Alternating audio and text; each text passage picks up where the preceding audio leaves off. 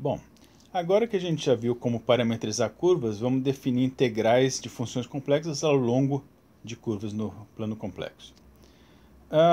Ignorem isso aqui, que ele está adiantando um resultado que a gente vai ver mais tarde, mas nesse momento acho que vai mais confundir a cabeça de vocês. Então ignorem isso aí. Vamos para o que realmente interessa, que é a definição de integral de uma função.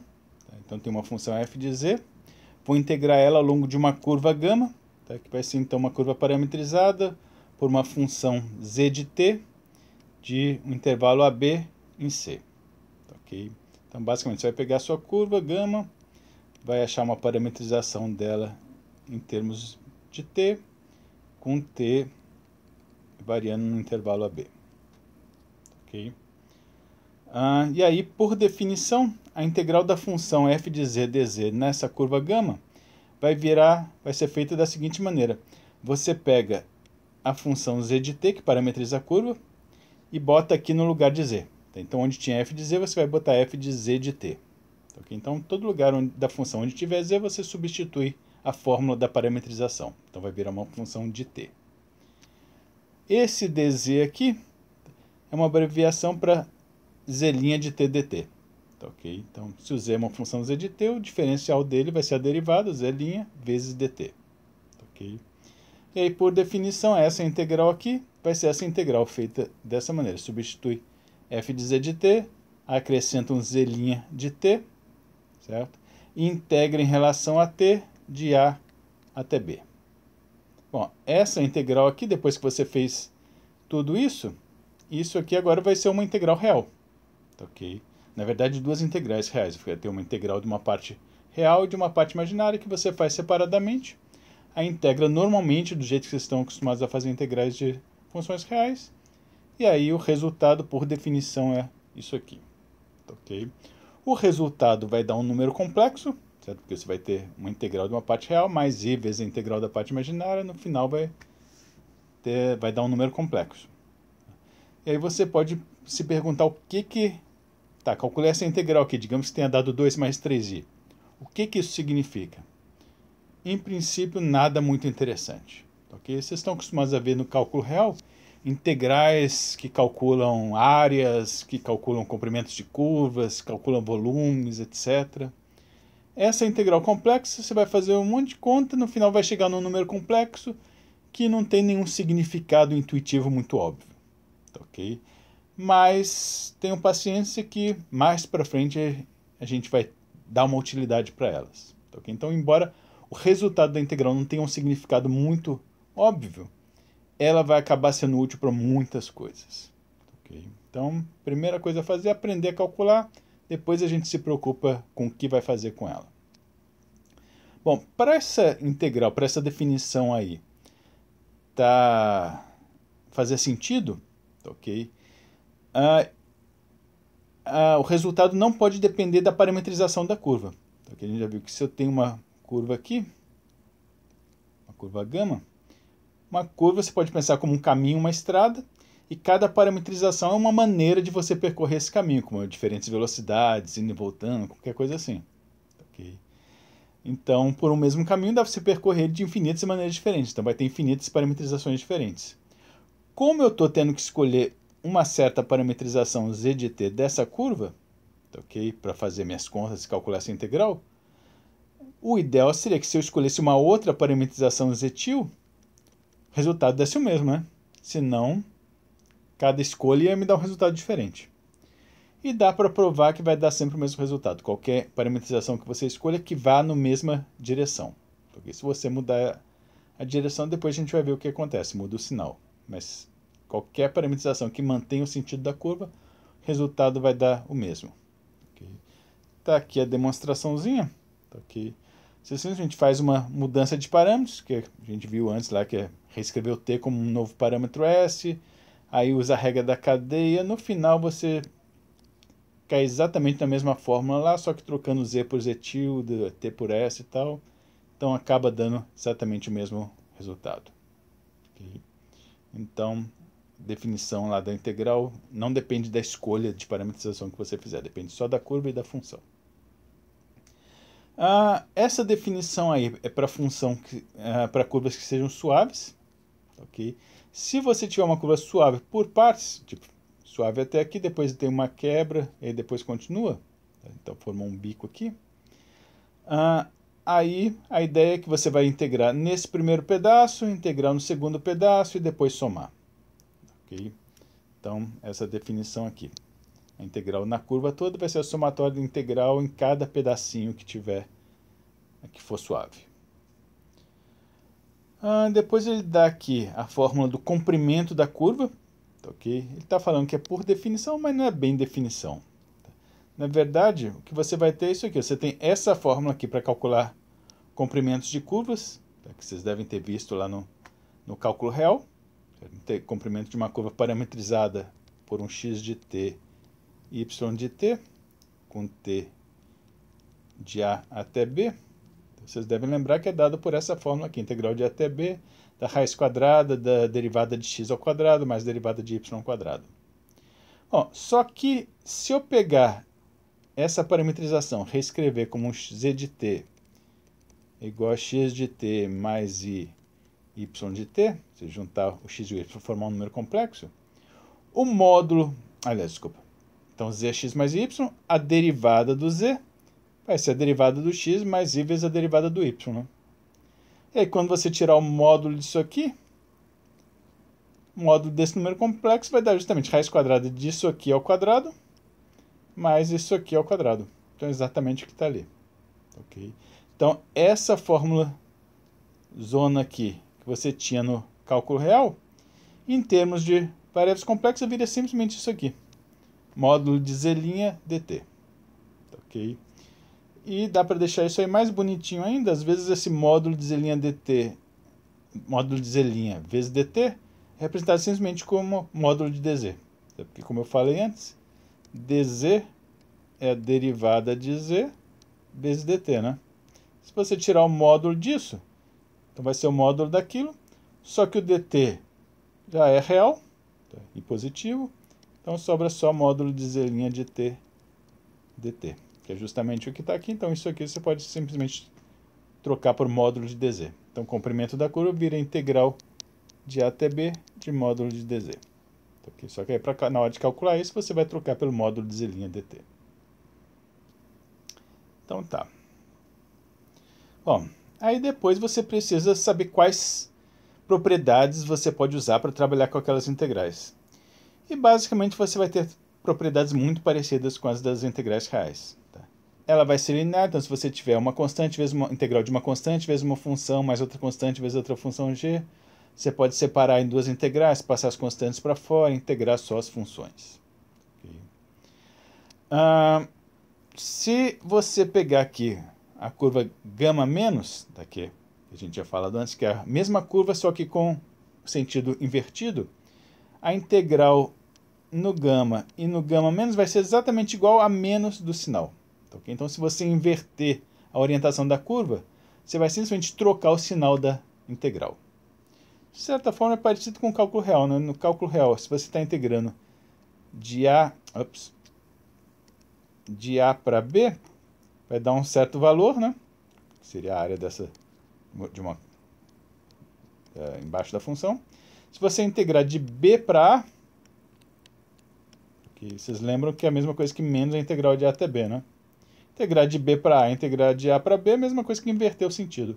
Só muda o sinal da integral. Aqui é a mesma coisa, só que ao invés de ser um intervalo, vai ser uma curva. Se você integra para cá, vai dar um resultado. Se você integra para lá, vai dar o mesmo resultado, só que com o sinal trocado. Okay? Então é parecido também. Outro resultado importante é que o módulo da integral, certo? Então calcula a integral, pega o resultado, tira o módulo. Esse módulo vai ser sempre menor ou igual que o sup, ou seja, o maior valor do módulo da função para todos os z's em cima da curva, multiplicado pelo comprimento da curva. Okay? Então, de certa forma, também parecido com o cálculo real. Né? Se eu tenho aqui, estou integrando uma função num certo intervalo, aqui daria essa área, e vocês sabem do cálculo real que o módulo dessa integral, o tamanho dessa área, vai ser menor ou igual que o maior valor da função, que seria essa altura aqui, vezes o comprimento do intervalo, que daria a área desse retângulo. A área embaixo da função é menor do que a área do retângulo, né, já que ela está dentro. Okay. Aqui é parecido, só que você vai ter isso aqui, módulo da integral complexa menor ou igual que maior valor em módulo da função ao longo da curva vezes o comprimento da curva. Okay? Então, é uma ideia parecida também. Para provar isso aqui, basta você pegar essa integral aqui, vai lá na definição, vai ser isso aqui. Então, módulo dessa integral vai ser o módulo daquela integral. Módulo de uma integral real, vocês sabem que é menor ou igual que a integral do módulo da função. Tá, vezes z' dt. E aí o módulo disso aqui vai ser o módulo disso vezes o módulo daquilo. Aí o módulo da função vai ser menor ou igual que o maior valor dela, que o sup de f lá ao longo da curva. Então, isso aqui vai dar um certo número, você passa para fora da integral. E aí sobra a integral do módulo de z', só que a integral do módulo de z' a gente já viu que dá o comprimento. Ok? Tem a demonstração ali depois feita direitinho, dei uma lida. Bom, isso aqui de novo. Ignore aquele mesmo resultado que ele fica teimando em adiantar, mas nesse momento é capaz de confundir a cabeça de vocês, então ignorem por enquanto. Ele vai definir aqui agora primitiva de uma função. Tá, ok? Então, primitiva no cálculo real, vocês estão acostumados a pensar como sendo uma integral indefinida. Tá, okay? Essa integral aqui, que ele definiu, integral ao longo de uma curva, é o correspondente complexo à integral definida. A integral definida era uma integral num intervalo, aqui é uma integral numa curva. Então é parecido com a integral definida. A integral indefinida seria primitiva. Tá, ok? E aqui a definição é como no cálculo real. A primitiva vai ser a primitiva de uma função f, vai ser uma outra função f, que quando você derivar o f, deu o f. Okay? Então é simplesmente procurar uma outra função cuja derivada dê aquela que você tinha inicialmente. Uma diferença importante entre o cálculo real e o cálculo complexo é que no cálculo real, com o teorema fundamental do cálculo, você provava que qualquer função contínua, okay, num intervalo, por exemplo, automaticamente tinha primitiva. Okay? Então, se a função fosse contínua, automaticamente ela teria primitiva. No cálculo complexo, a gente vai ver que isso não é verdade. Você pode ter uma função que seja contínua numa certa região e ainda assim ela não ter primitiva. Okay? Então, em geral, aqui nos teoremas que ele vai colocar, ele sempre vai pegar alguma função contínua. Se essa função contínua tiver uma primitiva, porque talvez não tenha. Okay? Então, nesse teorema, ele vai mostrar que se isso aí acontecer, se ela for uma função contínua e que, além disso, tenha primitiva, e você pegar uma curva, gama, começando num ponto W1 e terminando num ponto W2, a integral da função ao longo dessa curva vai ser igual à primitiva f, calculada no ponto final, menos a primitiva calculada no ponto inicial. Ok? Então, uma coisa bem parecida com o teorema fundamental do cálculo. Né? Teorema fundamental do cálculo real. Você tinha a integral de uma função f de a até b. Se você conseguisse achar uma primitiva dela, seria a primitiva no ponto final menos no ponto inicial, né? Ok? Aqui é parecido. Primitiva no ponto final, W2 menos no ponto inicial. Só que aqui era uma integral no intervalo, aqui é numa curva qualquer, mas acaba funcionando da mesma maneira. Ok? E a razão pela qual isso aqui funciona é porque no final das contas, quando você for calcular essa integral aqui, você vai fazer aquelas substituições que tem lá na definição, né? Vai pegar uma parametrização z de t, no lugar do z vai botar o z de t, vai lembrar que o dz você tem que acrescentar um z' dt, aí isso aqui vai virar uma integral real no intervalo AB, e aí você, o f é a derivada do f, né, já que o f é primitiva, e aí pela regra da cadeia, isso aqui tudo vai virar a mesma coisa que derivada de fzão de z de t. Certo? A regra da cadeia é justamente isso aqui. Derivada de fzão de z de t vai ser a derivada da de fora, composta com a de dentro, vezes a derivada da de dentro.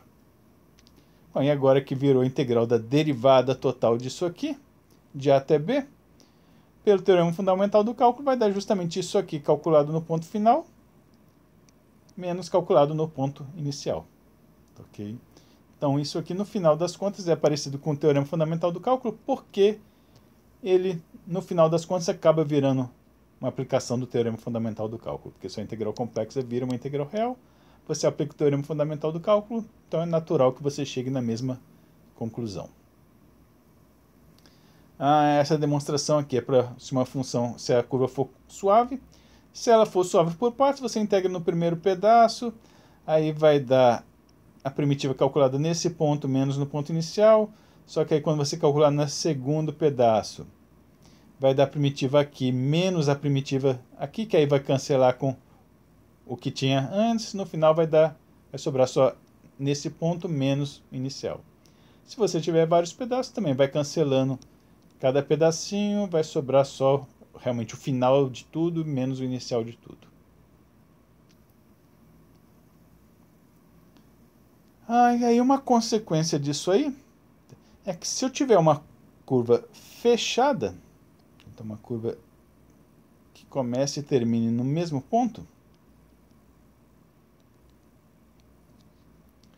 o que vai acontecer? E se a minha função for contínua e tiver uma primitiva, então o que vai acontecer? Por esse teorema aí, a integral dela vai dar o quê? Vai dar a primitiva no ponto final menos a primitiva no ponto inicial. Só que o ponto final e o inicial são o mesmo. Então isso aqui vai ser igual àquilo, quando eu subtrair vai dar zero. Tá, ok? Então tem esse resultado importante. Toda vez que você tiver uma função com primitiva, tá, ok? Numa curva fechada, a integral vai dar zero. Bom, aí um exemplo muito importante é esse aqui.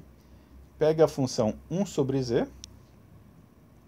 Bom, a função 1 sobre z, ela é contínua no plano todo, exceto no zero, né? Então, se você olhar no plano menos o zero, essa função é contínua.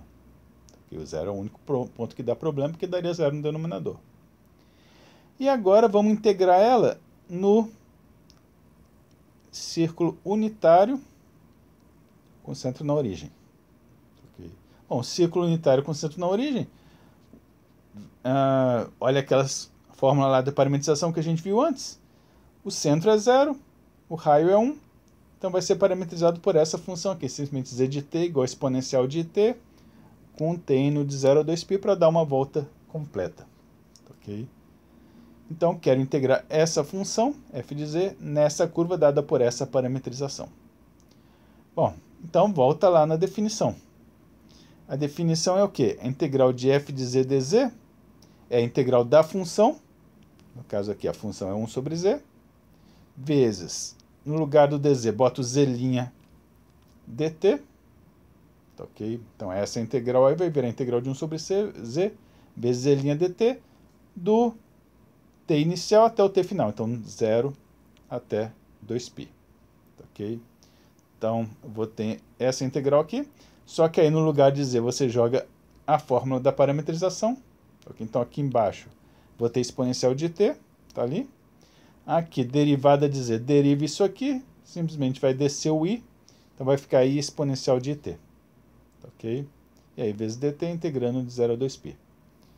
Aqui essa integral de baixo vai cancelar com a de cima, vai sobrar só o i. Então, aqui o i é uma constante, pode passar para fora da integral. Aí vai sobrar a integral de dt de 0 a 2π, vai dar 2π. Então, resultado dessa integração aí é 2πi. Ok? Esse resultado, a integral de 1 sobre z no círculo unitário da 2π, vai ser extremamente importante no curso todo. Nesse momento, o que interessa para a gente é que esse resultado não é zero. Ok? Bom, só que o círculo unitário é uma curva fechada. Ok? Essa minha função é contínua, exceto na origem. Okay? Mas minha curva não está passando na origem. Ela está dando uma volta na origem, mas não passa em cima do zero. Okay? Então, ao longo da curva, minha função é contínua. Bom, se ela tivesse uma primitiva, por esse corolário, a integral teria que ter dado zero, né? Okay? Mas não deu zero. Então, o que eu concluo? Que essa minha função, embora ela seja contínua, ela não pode ter primitiva, porque se tivesse, teria que ter dado zero. Ops, desculpa. Ok? Então, tá aí um exemplo de uma função contínua que não tem primitiva.